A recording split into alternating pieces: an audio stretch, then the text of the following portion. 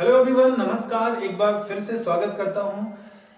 इस वीडियो में मैं आपको बाल मनोविज्ञान का टॉपिक कराने जा रहा हूं। अगर आप सुपर टीटी की तैयारी कर रहे हैं या फिर टीईटी की तैयारी कर रहे हैं या कोई और शिक्षक भर्ती की तैयारी कर रहे हैं तो ये वीडियो आपके लिए बहुत महत्वपूर्ण होने वाला है। इस वीडियो का टॉपिक है बाल विकास को प्रभावित करने वाले कारक। बाल विकास को कौन कौन से कारक प्रभावित करते हैं, इस टॉपिक से कौन कौन से प्रश्न आपकी परीक्षा में आएंगे, वो सारी बातें मैं इसमें डिस्कस करने वाला हूं। अब कहेंगे कि ये बीच का टॉपिक क्यों, तो मैं आपको बताऊं। इससे पहले मैंने एक महीने पहले वीडियोस दिए थे, तो वो वीडियो इसी सीरीज के थे, उसको मैं इसी वीडियो के डिस्क्रिप्शन में दे दूंगा। अगर आपने उनको नहीं देखा है तो देख लीजिएगा। तो ये उसी क्रम का अगला वीडियो है और ये डिसकंटिन्यू नहीं होगा। अब से मैं जितनी भी चीजें कंटिन्यू करूंगा वहां पे आपको कंटिन्यू मैटर मिलता जाएगा और बहुत बेहतरीन ऑथेंटिक मैटर मिलेगा जो आपके एग्जाम में हेल्प करेगा। तो फिलहाल इस वीडियो की देखिए तो आपको पूरा मामला क्लियर हो जाएगा कि हम क्या दे रहे हैं, कैसे दे रहे हैं। तो टॉपिक पे आते हैं बिना डिले किए। तो हमारा टॉपिक है कि बाल विकास को कौन कौन से कारक प्रभावित करते हैं। तो मैंने यहाँ पे कुछ क्रम लिखा हुआ है कि कौन कौन से कारक है, कौन कौन से फैक्टर्स हैं जो बालक के विकास को प्रभावित करते हैं। तो सबसे पहले नंबर पे आता है वंशानुक्रम। वंशानुक्रम जिसको हम इंग्लिश में हेरेडिटी कहते हैं, जो जन्मजात होता है हमारे पूर्वजों के जीन में, जो होता है हमारे पूर्वजों के गुणसूत्र में जो रहता है वो संतानों में भी ट्रांसफर हो जाता है। तो उन चीजों से जो हमारा विकास प्रभावित होता है उनकी हम चर्चा यहाँ पे करेंगे। नंबर 2 पे आता है वातावरण। वातावरण भी बहुत महत्वपूर्ण रोल प्ले करता है बालक के विकास में। कैसा वातावरण होगा वो बालक के विकास को सीधे इफेक्ट डालता है, यानी कि अगर वातावरण बेहतरीन है तो बच्चे का विकास अच्छा होगा। इसको हम डिटेल में आगे डिस्कस करेंगे। अभी हम पॉइंट देख लेते हैं। लिंग, यानी कि बालक मेल है, मतलब बच्चा जो है मेल है या फीमेल है, इस पे भी बालक का विकास प्रभावित होता है, वो भी हम जानेंगे। पोषाहार, ऑब्वियस सी बात है, आप जानते हैं कि बच्चे का पोषण अच्छा रहेगा, अच्छा खाना खिलाएंगे और उसको हम पौष्टिक आहार देंगे तो उसका अच्छा विकास होगा। अंतःस्रावी ग्रंथियां, कुछ इंटरनल ग्लैंड्स होती हैं, आपने मनोविज्ञान में पढ़ा होगा, जैसे कि पीयूष ग्रंथि है और एड्रिनल ग्रंथि है। कई सारी ग्रंथियां हमारे अंदर होती हैं, उन ग्रंथियों का भी रोल होता है हमारे विकास को प्रभावित करने में। जन्मक्रम, जन्मक्रम भी बहुत महत्वपूर्ण चीज है। आपने नोटिस किया होगा या सुना होगा कि जो किसी भी इंसान का जो पहला बच्चा होता है, किसी भी दंपति का जो पहला बच्चा होता है वो हर मामले में ज्यादा अच्छा होता है। फिर दूसरे नंबर का जो बच्चा होता है वो थोड़ा सा कम 19 होगा। तीसरे नंबर का बच्चा वो और उससे थोड़ा सा कम होगा।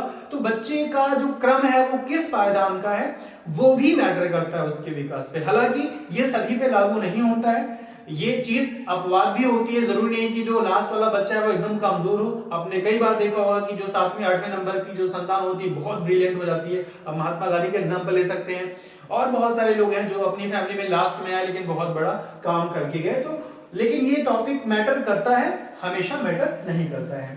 प्रजाति, अब प्रजाति क्या है, जो रेस। आपने शायद इतिहास में पढ़ा होगा कि हमारा जो होमो सेपियंस यानी कि जो मानव का विकास क्रम है, उसमें मानव के विकास में जो हमारे पूर्वज थे उसमें कई प्रजातियां थी। जैसे नियंडरथल मानव आपने सुना होगा और जावा का भी सुना होगा। तो वैसे जो उस समय की जो प्रजातियां थी तो वो हम किस प्रजाति से आए हैं, वो है प्रजाति। तो प्रजाति विशेष की जो विकास की जो प्रक्रिया है वो थोड़ा अलग होती है, तो वो भी थोड़ा बहुत असर डालती है हमारे विकास को प्रभावित करने में।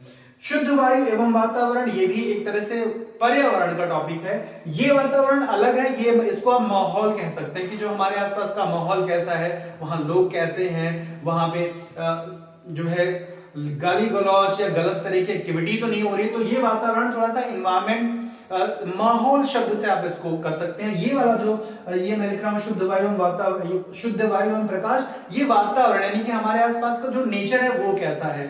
नेचर में वहां पे हमें शुद्ध हवा मिल रही है, प्रकाश ढंग से मिल रहा है, घर में आ रहा है नहीं आ रहा, तो ये चीजें हैं, ये भी हमारी विकास को प्रभावित करती हैं। बुद्धि, बुद्धि भी है कि माता पिता की बुद्धि कैसी थी, एक तरह से ये वंशानुक्रम का ही टॉपिक है, लेकिन इससे भी एक अलग फैक्टर माना जाता है। तो ये तो है कि ये चीजें प्रभावित करती हैं। अब हम देखेंगे कि ये कैसे प्रभावित करती हैं। इनसे क्वेश्चन आ सकता है इससे भी कि निम्नलिखित में से कौन सा कारक बालक के विकास को प्रभावित करता है। तो इनमें से ऑप्शन रहेंगे कौन सा प्रभावित नहीं करता है, तो इनमें से 3 रहेगा, एक कोई दूसरा रहेगा। तो ये आपको मोटा मोटा पता होना चाहिए, इससे क्वेश्चन बनने की संभावना कम है लेकिन बन भी सकता है। अब यहां से जो इंफॉर्मेशन मैं देने जा रहा हूं ये एग्जाम पॉइंट ऑफ व्यू से बहुत महत्वपूर्ण है, इससे क्वेश्चन 100% आने वाले होते हैं और आएंगे भी। तो यहाँ पे हम वंशानुक्रम को डिटेल में समझेंगे।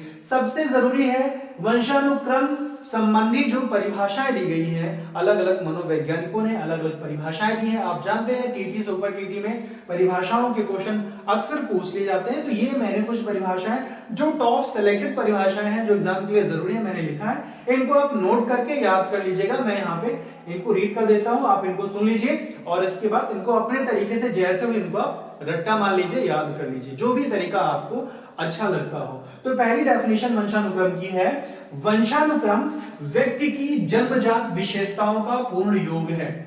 तो ये तो फैक्ट है, इसी को वंशानुक्रम कहते ही हैं। तो इसे सबसे पहले किसने कहा, वो उसकी परिभाषा होगी, बीएन झा ने ऐसा कहा कि वंशानुक्रम व्यक्ति की जन्मजात यानी जन्म से जो उसके अंदर विशेषताएं हैं उन सभी चीजों का पूर्ण योग, जन्मजात विशेषताओं का पूर्ण योग ही क्या है, वंशानुक्रम है। किसने कहा, बीएन झा ने कहा है।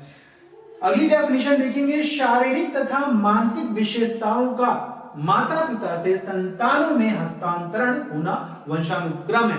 इंपॉर्टेंट इजी डेफिनेशन है, जेम्स ड्रेवर की है, छोटी लेकिन महत्वपूर्ण परिभाषा है। हमारा शारीरिक और जो मानसिक विशेषताएं हैं, यानी हमारी शारीरिक और मानसिक विशेषताएं माता पिता से संतानों में ट्रांसफर जो हो जाती हैं उन्हीं को हम वंशानुक्रम कहते हैं। ये हमें पहले से पता भी है, लेकिन ये जिसने कहा उसका नाम याद रखिए, ये है जेम्स ड्रेवर। जेम्स ड्रेवर ने ऐसा कहा। तीसरी परिभाषा लिखा है मैंने, वंशानुक्रम माता पिता से संतानों को प्राप्त होने वाले गुण हैं। सभी लोग वही बात कह रहे हैं अपनी अपनी भाषा में, तो सबकी अपनी अपनी परिभाषा हो गई। ये चीज किसने कहा, वंशानुक्रम माता पिता से संतानों को प्राप्त होने वाले गुण है, ये रूथ बेनेडिक्ट एक मनोवैज्ञानिक है, रूथ बेनेडिक्ट इन्होंने कहा। ठीक है, अगले नंबर पे है, वंशानुक्रम में सभी बातें सम्मिलित हैं जो कि व्यक्ति में जबकि उसके जीवन का आरंभ हुआ जन्म के समय नहीं वरन गर्भाधान के समय जन्म से लगभग 9 माह पूर्व उपस्थित थी। यानी कह रहे हैं कि व्यक्ति के अंदर सम्मिलित वो सभी विशेषताएं जो उसके जन्म लेने से पहले गर्भाधान के समय, यानी जैसे गर्भाधान हुआ उस समय गुणसूत्रों के जरिए, जीन के जरिए, जो जायगोट फॉर्मिंग के टाइम ही उस जायगोट के अंदर जो चीजें ट्रांसफर हो गई, जो मौजूद हो गई, वही वंशानुक्रम है, वही हेरिडिटी है। तो ये सारी डेफिनेशंस महत्वपूर्ण है, सभी ने वही चीज कहा है, थोड़ा सा घुमा करके, भाषा को चेंज करके, अलग अलग चीजों को मिक्स करके एक ही बात बताई कि वंशानुक्रम वो चीज है जो हमें हमारे माता पिता, हमारे पूर्वजों से प्राप्त होती है, यही है वंशानुक्रम। लेकिन अलग अलग तरीके से लोगों ने कहा, अलग अलग लोगों का नाम याद रखना है कि ये चीज बीएन झा ने कहा, ये जेम्स ड्रेवर ने कहा, और ये रूथ बेनेडिक्ट ने कहा, और ये कहा वुडवर्थ ने। तो आई थिंक इतना आप समझ में आ गया होगा। आगे हम देखते हैं कि क्या वंशानुक्रम कितना किसी चीज को प्रभावित करता है और कौन सा मनोवैज्ञानिक इस चीज को समर्थित करता है, कौन से वैज्ञानिक इस चीज का समर्थन करते हैं, वो हम आगे देखते हैं। वंशानुक्रम का प्रभाव, ये इससे ज्यादा क्वेश्चन आएंगे, यहां से आप 1-2 क्वेश्चन एक्सपेक्ट कर सकते हैं अपने एग्जाम में, क्योंकि यहाँ पे जो मैंने यहाँ पे समर्थक का नाम लिखा हुआ है, डायरेक्ट क्वेश्चन पूछा जाता है कि ये किसने कहा है ऐसा, ये किसका मत है कि ये चीज इस तरह से प्रभावित करती है। जैसे कि यहाँ पहले नंबर पे लिखा है शारीरिक विकास का प्रभाव, तो वंशानुक्रम का शारीरिक विकास पर प्रभाव पड़ता है, ये कह रहे हैं कार्ल पियर्सन। इसका मत क्या है, मत मैं एक्सप्लेन कर देता हूं। ये मत ये है इनका कि कार्ल पियर्सन कहते हैं कि यदि किसी माता पिता की लंबाई अधिक है तो संभावना ज्यादा है कि उसके बच्चे की भी लंबाई अधिक होगी, और अगर माता पिता की लंबाई कम है, कद काठी से संबंधित ये बात कर रहे हैं, शारीरिक विकास का मतलब आप समझते हैं, तो वही इन्होंने कहा कार्ल पियर्सन ने कि लंबी माता पिता की संतान लंबी होती है और छोटी माता पिता की संतान छोटी होती है। ये एक सामान्य सी बात है, जनरल फैक्ट है, ये सब पे अप्लाई नहीं होता है। तो ये मत किसने दिया, ये आपसे पूछेगा तो आपको बताना कार्ल पियर्सन ने ऐसा दिया है कि ये चीज वंशानुक्रम की वजह से होती है, वंशानुक्रम की वजह से लंबाई कम ज्यादा होती है, ये कहना है कार्ल पियर्सन का। दूसरा यहां बता रहे बुद्धि पर प्रभाव, यानी कि कोई बच्चा, अब ये किसका है, पहले गोडार्ड नामक एक मनोवैज्ञानिक है, गोडार्ड ने क्या मत दिया है, गोडार्ड ने मत ये दिया है कि मंद बुद्धि माता पिता की संतान मंद बुद्धि होती है और तीक्ष्ण बुद्धि या जिसको प्रखर बुद्धि कहते हैं, प्रतिभाशाली बुद्धि कहते हैं, तो तीव्र बुद्धि वाली माता पिता की संतान तीव्र बुद्धि होती है। ये मत आपसे पूछे किसका है तो आपको बताना है गोडार्ड का है। ऐसे लिखा रहेगा कि वंशानुक्रम की वजह से माता पिता कि मंद बुद्धि होने पर बालक भी मंद बुद्धि होता है। ये मत किसका है? ध्यान दीजिएगा, ये वंशानुक्रम वहां जरूर दिया रहेगा। अभी यही चीजें वातावरण के पक्ष में भी कई मनोवैज्ञानिक कहते हैं कि बुद्धि कम ज्यादा वातावरण की वजह से होती है। तो ये चीज ध्यान रखना कि वातावरण वाला पूछ रहा है कि वंशानुक्रम वाला पूछ रहा है, नहीं तो गलत कर देंगे आप। तो यहाँ पे हम वंशानुक्रम को एक्सप्लेन कर रहे हैं, तो वंशानुक्रम की वजह से बुद्धि कम ज्यादा होती है, ये मानना है गोडार्ड का। और आगे जो अगला है मूल शक्तियों पर प्रभाव। मूल शक्तियां जिनको आप मूल प्रवृत्तियां भी कहते हैं, मूल प्रवृत्तियां मैकडूगल ने एक्सप्लेन किया हुआ है, 14 मूल प्रवृत्तियां होती हैं। मैंने इसको संवेग के टॉपिक में बहुत पहले पढ़ाया होगा अगर आपने देखा है, नहीं तो आगे आने वाले वीडियोस में मैं फिर से एक्सप्लेन करूंगा। मूल प्रवृत्तियां जैसे डरना, खुश होना, आलस्य करना, ईर्ष्या करना, ये हमारे जो मूल प्रवृत्तियां यानी कि हमारे सॉफ्टवेयर में जो गॉड ने पहले से इंस्टॉल कर रखा हुआ है, जो हमारे इमोशंस होते हैं, संवेग जिन्हें कहते हैं, तो संवेग मूल प्रवृत्तियों की वजह से होते हैं। तो संवेग की मूल प्रवृत्तियां होती, तो वो मूल प्रवृत्तियां, मूल शक्तियां हमारे वंशानुक्रम से डील होती है। हमारा जो वंशानुक्रम, हमारा जो जीन है, हमारा जो गुणसूत्र है, हमारे पूर्वज में कैसे किस प्रकार की मूल प्रवृत्तियां थी, वो वंशानुक्रम की वजह से प्रभावित होती हैं, ये कहना है किसका? थॉर्नडाइक का। तो ये बहुत महत्वपूर्ण है। थॉर्नडाइक और डगडेल, कैटल, विनशिप, ये सब बहुत बार पूछे जाते हैं, तो थॉर्नडाइक का मत जरूर याद रखिएगा। थॉर्नडाइक ने कहा कि हमारी जो मूल शक्तियां हैं वो वंशानुक्रम की वजह से कम या अच्छी होती हैं, ये कहना है थॉर्नडाइक का। चरित्र की बात कर रहे हैं, बहुत फेमस है, ये तो एक दो बार पूछा भी गया है। चरित्र पे डगडेल का एक्सप्लेनेशन है। डगडेल का मत ये है कि डगडेल कहते हैं चरित्रहीन माता पिता की संतान चरित्रहीन होती है और चरित्रवान माता पिता की संतान चरित्रवान होती है। ये सब पे अप्लाई नहीं होता, ये भी अपवाद है। इसमें आज के परिप्रेक्ष्य में आप इसको देख करके नहीं अपने आप को वो करिएगा, मतलब ये एक आदर्श स्थिति है कि सामान्यतः ऐसा होना संभावित है और पूरी तरह से ये संभव नहीं होता है। तो ये याद रखना है कि किसने कहा है, तो ये कहा है डगडेल ने कहा है कि चरित्र वंशानुक्रम से प्रभावित होता है। अगला जो यहां लिखा है व्यावसायिक कुशलता, इसके मत को कैटल ने एक्सप्लेन किया है कि, और ये चीज आपने फील भी किया होगा हमारे समाज में, एक वर्ग विशेष, जाति विशेष के लोग व्यवसाय में बहुत कुशल पाए गए हैं, तो वो उनकी जीन की वजह से है, ऐसा कह रहे हैं कौन? कैटल। कैटल कह रहे हैं कि जो लोग व्यवसाय करने में बहुत अच्छे होते हैं, जैसे कि आप जानते हैं, अब ये किसी को हर्ट करने के लिए नहीं बोल रहा हूं, ये कॉमन सा फैक्ट है कि लोग बनिया शब्द जो यूज करते हैं जाति के लिए नहीं, तो कहते हैं कि इनके अंदर बनियागिरी है, यानी कि ये व्यवसायिक कुशल हैं। तो व्यवसायिक कुशलता ये वंशानुक्रम की देन है, ऐसा कहना है कैटल का। तो ये याद रखना कि व्यवसायिक रूप से अगर कोई माता पिता बहुत अच्छे हैं तो उनकी संतान भी अच्छा व्यवसाय करेंगे, इसकी संभावना देखते हैं कैटल। लेकिन ये आप प्रैक्टिकली देखते होंगे तो बहुत कम नजर आता होगा, लेकिन ऐसा हो सकता है, ये मानना है कैटल का।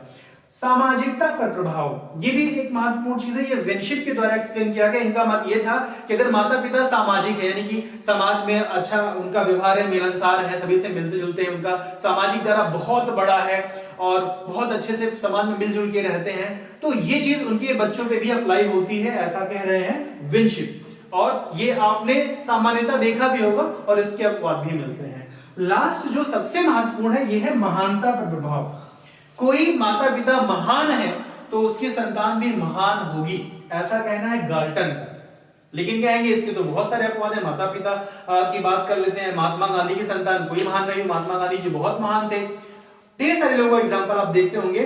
तो ये रियलिटी में तो आपको देखने में कम मिलेगी, लेकिन एक सिद्धांत के रूप में, एक थ्योरी के रूप में ये आपको याद रखना है कि ये मत है किसका? ये सभी का व्यक्तिगत मत है, ये यूनिवर्सल नहीं है, सब पे लागू नहीं होता है। हमारा सिर्फ इतना काम है, इसको याद रख लेना कि किस मनोवैज्ञानिक ने किस मत का समर्थन किया है या कौन सा मत किस मनोवैज्ञानिक का है, यही परीक्षा में पूछा जाता है। तो थोड़ा सा ब्रीफ करके रिवीजन कर देते हैं। अगर आपसे पूछता है किस मनोवैज्ञानिक ने कहा कि महानता वंशानुक्रम की वजह से प्रभावित हो सकती है, आपको बताना है गाल्टन। अगर आपसे पूछता है किस मनोवैज्ञानिक ने कहा कि जो माता पिता की शारीरिक बनावट उसके संतान को भी प्रभावित कर सकती है, तो वो आपको बताना है कार्ल पियर्सन।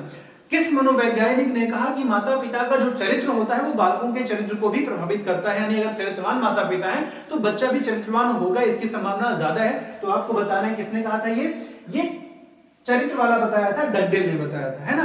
फिर इसके बाद आपको बताया गया था मूल शक्तियां जो हमारी है, मूल शक्तियां वंशानुक्रम की वजह से कम या ज्यादा अच्छी या बुरी हो सकती है, ऐसा किसका मानना है? तो ये मानना है थॉर्नडाइक का। ऐसे ही मैंने सामाजिकता की बात किया कि अगर माता पिता हमारे पूर्वज बहुत सामाजिक रहे हैं तो हमारी संतानें भी सामाजिक हो सकती हैं, ये मानना था किसका? ये मानना था कैटल का, और सॉरी विंशिप का था। और जो व्यवसायिक कुशलता की बात बताई कि व्यवसाय अच्छा कर ले रहे हैं माता पिता तो बच्चे भी अच्छा व्यवसाय करेंगे, ये किसका मानना था? तो ये मानना था कैटल का। तो ये जो मैंने यहाँ पे 7 आपको प्रभाव बताए हैं, इनसे एक क्वेश्चन जरूर आप उम्मीद कर सकते हैं, ये एग्जाम में पूछा गया, फिर से पूछा जा सकता है। तो ये था वंशानुक्रम, वंशानुक्रम का प्रभाव और वंशानुक्रम की परिभाषा। तो ऐसे ही वीडियोस आपको अभी मैं वातावरण पे देने वाला हूं इसी तरीके का। और अभी ये डेमो वीडियोस हैं और सुपर टीटी के लिए जल्दी हम आपके लिए क्लास लेके आएंगे, लेकिन अभी फिलहाल जो मैं दे रहा हूं इनको नोट कर दे चले। जो क्लास का वेट कर रहे हैं कि क्लास सर कब से शुरू करेंगे, मैं इन्हीं वीडियो की सीरीज में आपको सूचित कर दूंगा कि कैसे हमारी क्लास शुरू होगी, कैसे आप ज्वाइन करेंगे। अभी फिलहाल जो वीडियो मिल रहे हैं इनको तैयार करते रहें। वीडियो अच्छा है तो शेयर कर दें और लाइक कर दें, और ज्यादा से ज्यादा दोस्तों को बताएं कि क्लासेस सर की फिर से शुरू हो गई हैं, और जो क्लास ज्वाइन करना चाहते हैं उनके लिए मैं इसी वीडियो की डिस्क्रिप्शन व्हाट्सएप नंबर दे दूंगा, वहां पे मैसेज करके आप क्लास की सूचना ले सकते हैं। 1-2 दिन के अंदर ही मैं क्लासेस शुरू कर दूंगा। जो पेड क्लासेस का सिस्टम था पहले वैसे ही टीम के साथ मैं शुरू कर रहा हूं, वो आपको जल्दी ही मिल जाएंगे। थैंक यू, जय हिंद।